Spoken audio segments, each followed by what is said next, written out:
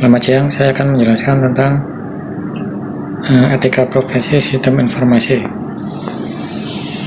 Yang pertama, kejahatan di dunia komputer ada phishing.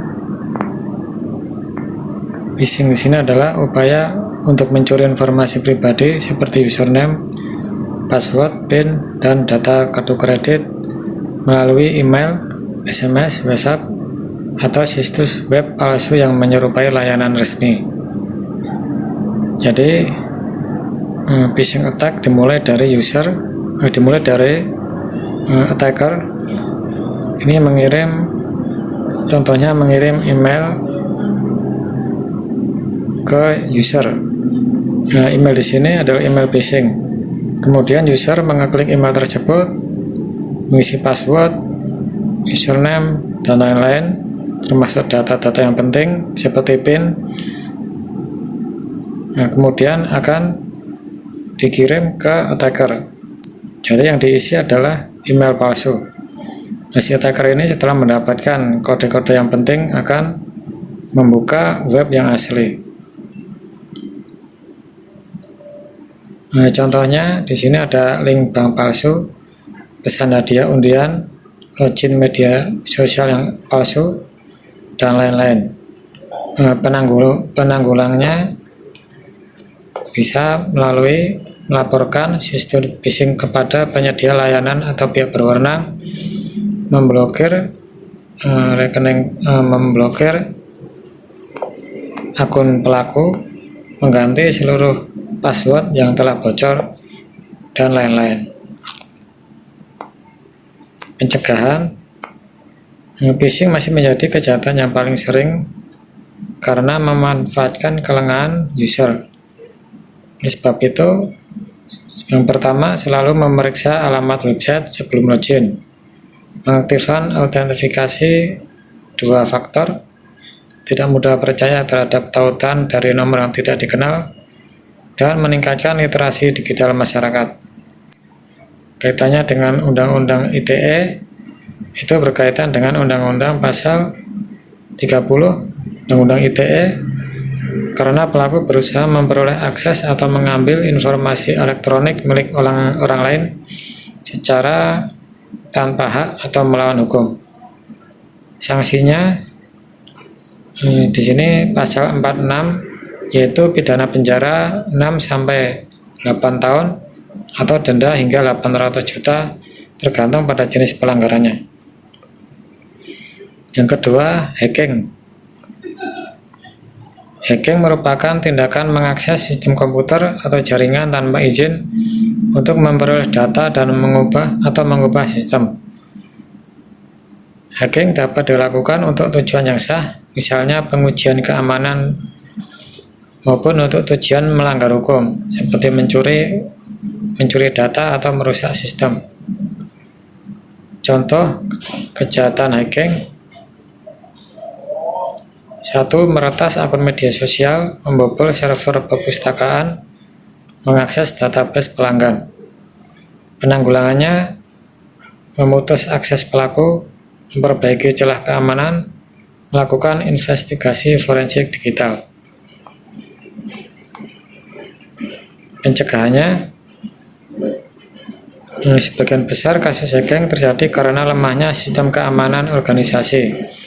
Bisa dicegah, yaitu meliputi password yang kuat, firewall, antivirus, pembaruan sistem secara rutin, dan audit keamanan berkala. Hacking berkaitan dengan pasal 30 Undang-Undang ITE karena merupakan tindakan mengakses komputer atau sistem elektronik milik orang lain tanpa hak atau melawan hukum. Sanksinya pasal 46 UU ITE, yaitu pidana penjara 6-8 tahun atau denda hingga 800 juta. Yang ketiga ada malware. Malware adalah perangkat lunak berbahaya yang merusak sistem. Sementara ransomware merupakan mengenkripsi data korban lalu meminta uang tebusan. Contoh malware dan ransomware yaitu WannaCry, Lockbit, Trojan. Penanggulangannya yang pertama mengisolasi komputer yang terinfeksi, kemudian memulihkan data dari cadangan backup, menghapus malware menggunakan perangkat keamanan. Pencegahannya, ransomware ini banyak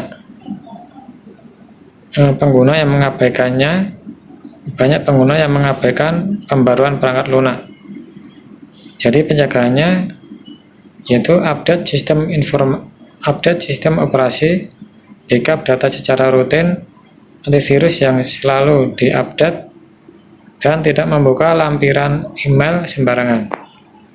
Kaitannya dengan Undang-Undang ITE, melanggar pasal 32 dan 33 UU ITE karena digunakan untuk merusak, mengubah, menghapus, atau mengganggu sistem elektronik tanpa hak.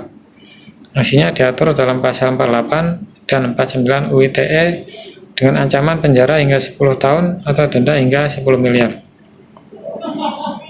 Kemudian ada scam atau penipuan online.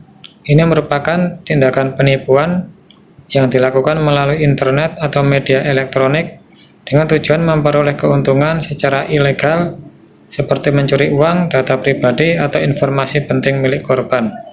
Contohnya investasi bodong, toko online palsu, akun palsu yang meminta transfer, penipuan berkedok pekerjaan, dan lain-lain. Penanggulangannya yang pertama, melaporkan ke kepolisian, memblokir rekening pelaku, melakukan pelacakan transaksi. Pencegahannya yaitu bertransaksi melalui platform yang terpercaya, mengecek apakah penjual bereputasi bagus. Yang terakhir, menghindari transfer langsung kepada pihak yang belum dikenal. Kaitannya dengan UU ITE yaitu berkaitan dengan pasal 28 ayat 1 karena pelaku menyebarkan informasi bohong atau menyesatkan yang merugikan orang lain dalam transaksi elektronik. Sanksinya diatur dalam pasal 45A ayat 1 yaitu pidana penjara hingga 6 tahun atau denda hingga 1 miliar. Kemudian pencurian identitas.